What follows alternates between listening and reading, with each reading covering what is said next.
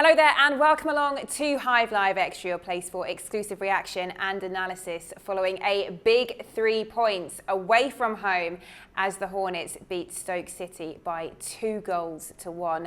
Both those goals coming in the second half for the Hornets. Troy Deeney firing from the spot. Ismaïla Sarr then with Watford's second. We did concede fairly late on. Stephen Fletcher finding the back of the net for the hosts. But Watford held on. It made for a little bit of a nervous finish, didn't it, Tommy Mooney? But they got the job done, and that is a big, big week for Watford. Huge week.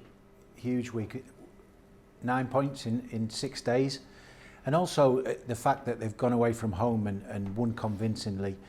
Perhaps not the greatest performance, but that's almost irrelevant. When you go to Stoke, it's about standing up and being counted, and I think they did that tonight. And in spells, and we saw for the second goal, it was some fabulous football. Yeah, I think at half-time we might have been wondering a little bit how exactly we were going to break them down. It felt familiar, didn't it? That familiar frustration. But they found a way. What for you was different tonight? How do you think they managed to knock the door down in the end?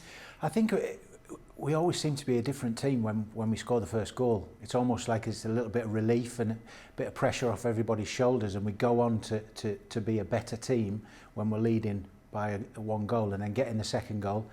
They never sat back, but you would expect Vokes, Fletcher and Powell up front for Stoke are a big threat, particularly in the air, and they're not shy of putting the ball in the box. So I'm a little bit disappointed that we conceded, because I think Daniel Bachmann made some very good saves.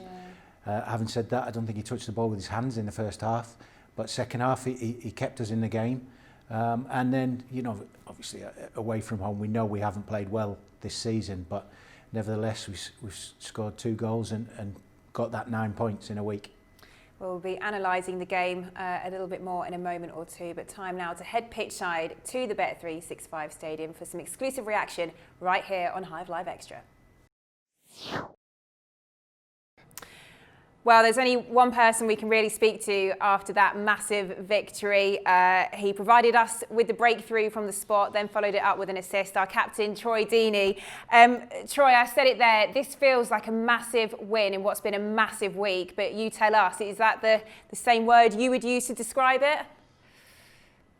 Yeah, obviously it's the first time this season we've won 3 on the bounce.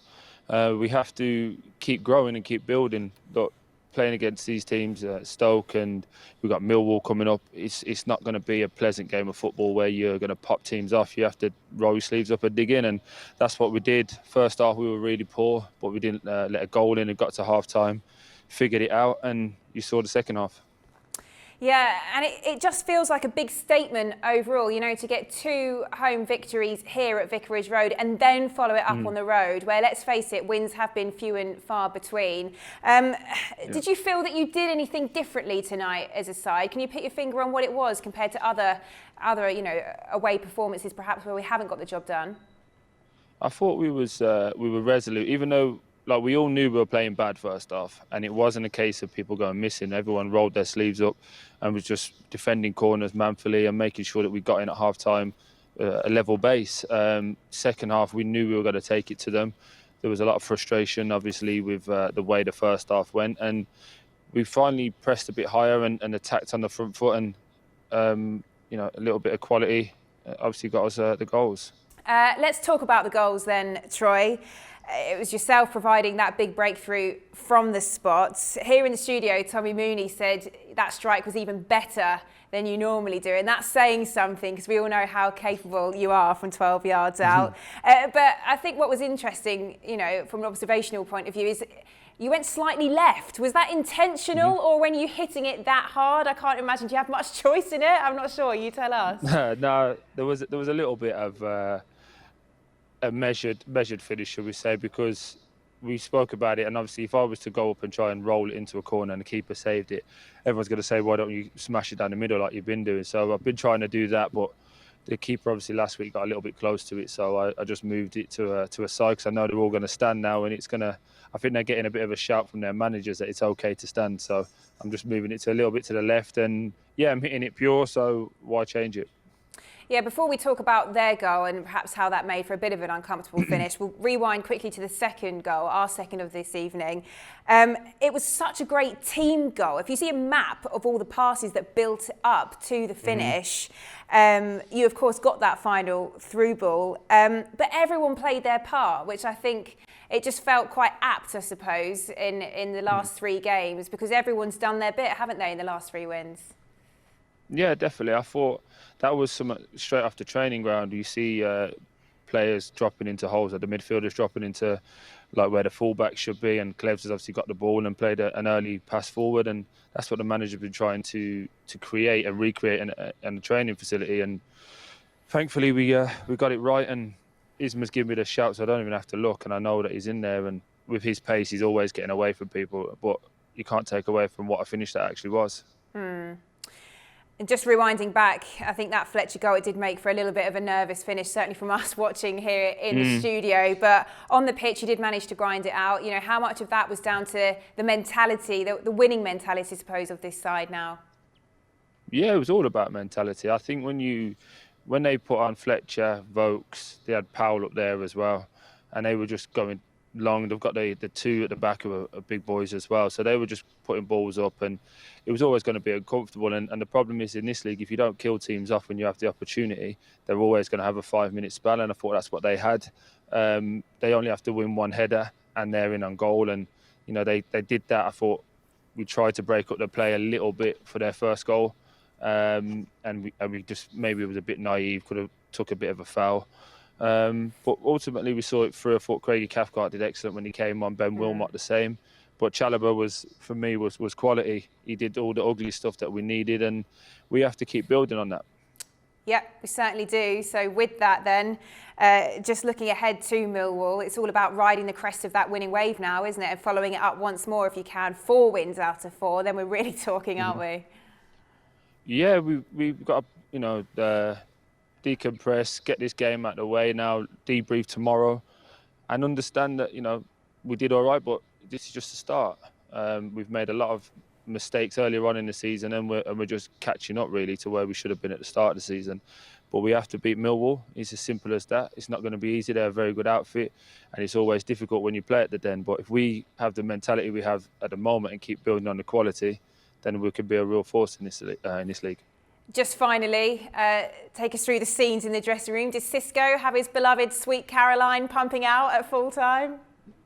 Yeah, we had that before. We went for a bit of house music today, and the boys were just giving him a bit of stick because we're in tomorrow and everyone wants a day off. So we're giving him a bit of stick, but we're going to go home, travel, and get ready to start building again. And this is the grind that we have to do in the Championship: keep working and keep winning games. Yeah, certainly so. Well done tonight, Troy. Well deserved. Big victory. Cheers, guys. Be safe. Troy Deeney speaking there, and it was his individual effort that did get the Hornets up and running this evening from the spot. Any other individual performances you'd like to pick out or moments tonight, Tommy? Yeah, I think primarily Bachmann kept us in the game with a very, very good save, having had not an awful lot to do in the first half. And I've got to say, Sarr's finish I thought was excellent. Great weight of pass from Troy Deeney. I'm not sure he meant it for Sarr or whether it was to go wide, but still really good pass in behind, and Sarr got onto it, and his accuracy and pace in the finish is what put us into a 2-0 lead. Yeah, and actually with that second goal, we spoke about it with Troy, but it was such a great team goal as well, wasn't it? And I think that's what's so great about it. It's come at a time at the end of a week when this whole team, they've each individually done their bit, haven't they, in getting all those 9 points. You almost see a different personality come from the players once they've taken a 1-0 lead or we score a goal. You just hope that at some point they can get that enthusiasm prior to scoring the first goal and force teams into conceding. But nevertheless, away performances have been criticised this season, and I think tonight they've done a professional job. It wasn't a pretty game. I wouldn't want to see the game back, but nevertheless, it's 3 points in the bag. Yeah, and I suppose now it's just all about following it up, isn't it, on Tuesday, and making the most of this run of form that we're on. It has got us up to 3rd in the table at the time of recording. I think Swansea level on points with us in second. They're in FA Cup action this weekend. But crucially, I think you said before the show, it's just about breathing down the necks of those teams above you in the table and making sure you've got the points in the bag before they then go and play next. Well, this season's championship, like we go all the way back to pre-season, we knew it was going to be tighter than any other because there is no runaway team. The teams that were relegated from the Premier League, rightly so, they were the favourites, and you know, Bournemouth have slipped away, Norwich are excelling, and Watford have won 3 on the trot. So it sets up Tuesday's game, and that'll be a tough game because you know the Dent's not an easy place to go, and they'll be a big, strong, physical team, similar to Stoke, but they might be a completely different task on Tuesday than today was. Yeah, well, it would be another big statement win if we can manage it, but overall, you look at the table and it looks pretty different, doesn't it, to a few weeks ago? But that is the beauty of the Championship with the Saturday, Tuesdays. You've got so many opportunities to pick up points and, yeah, to change the complexion of the table. I mean, it's never looked bad as such, but let's face it, we want to be in those top 2 positions, and all of a sudden we are much closer, on the cusp, in fact.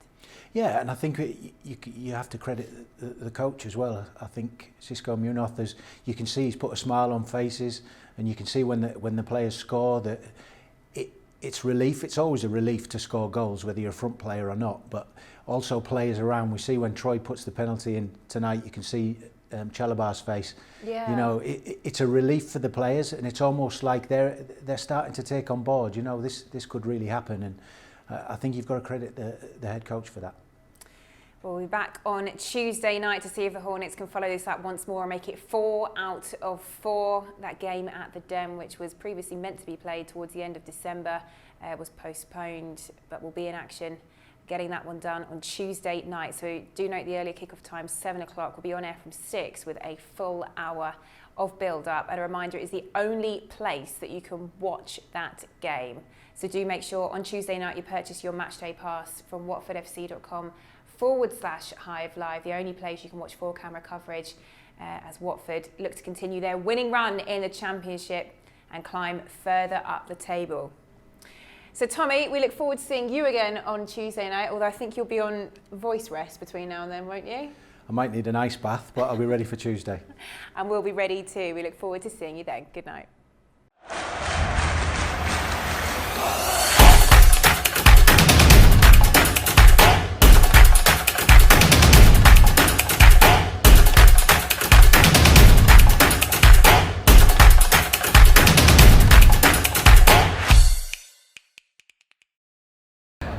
Click here for more videos.